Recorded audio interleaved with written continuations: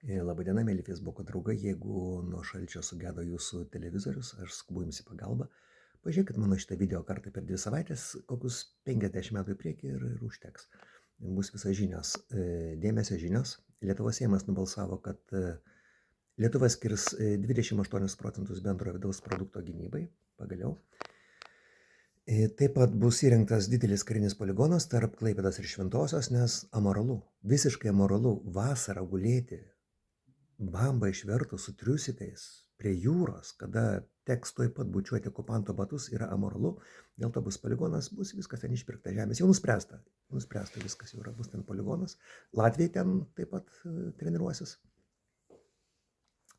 Daktaras Spiridonovas pasakė, kad labai kenksminga yra valgyti, beveik viską yra kenksminga valgyti ir gerti irgi yra kenksminga.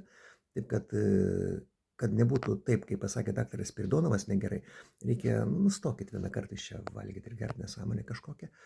Taip pat dainininkė džiazu pasuko skirtingais keliais džiazu. Stano apie tai pasakė, kad rėžė, kad gyvenimas yra nenuspėjamas. Taip rėžė Stano.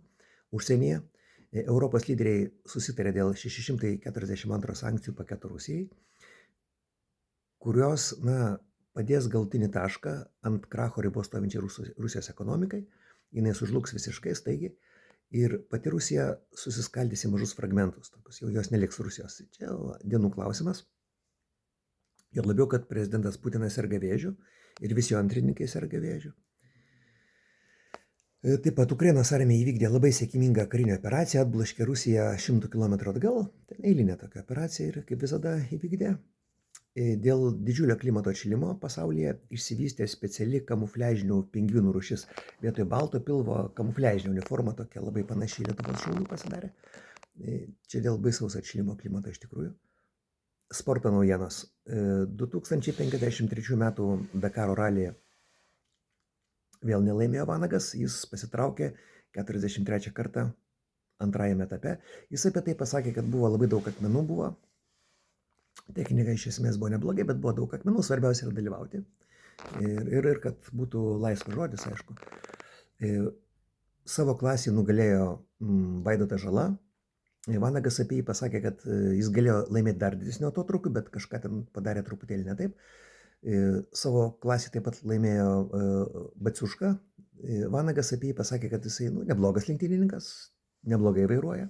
Ir dar Vanagas pasakė, kažką dar Vanagas pasakė, bet dabar tiksliai komentaruose bus smulkiau. Kauno Žalgiris per plauką vėl nepapuolė atkrintamąsias, buvo labai geras sezonas, žiauriai geras, bet vėl nepapuolė atkrintamąsias varžybas.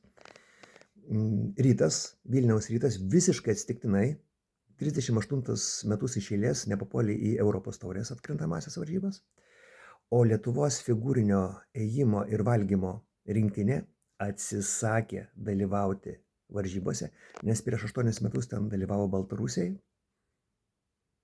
Orai. Bus lietinga, lis